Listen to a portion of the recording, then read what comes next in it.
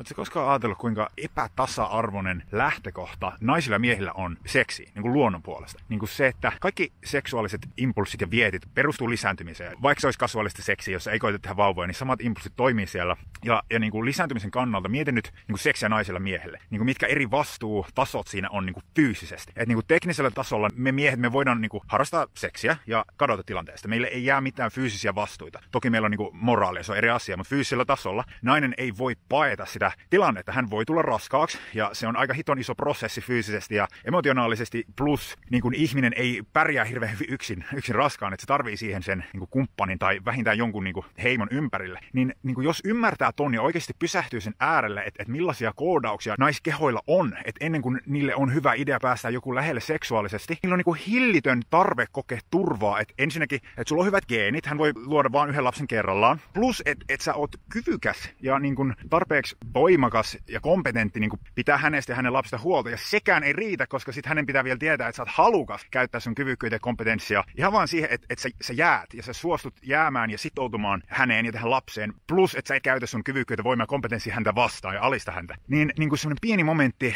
myötätuntoa ja niin kuin ymmärrystä ja arvostusta naisia kohtaan, että kuinka eri dynamiikka se on heille. Ja jos me koitetaan harrastaa seksiä tai saada kumppani, niin astuu hetkeksi heidän kenkiin ja miettii, mitä kaikkea siihen liittyy heille, mikä ei ole samalla lailla meille miehille.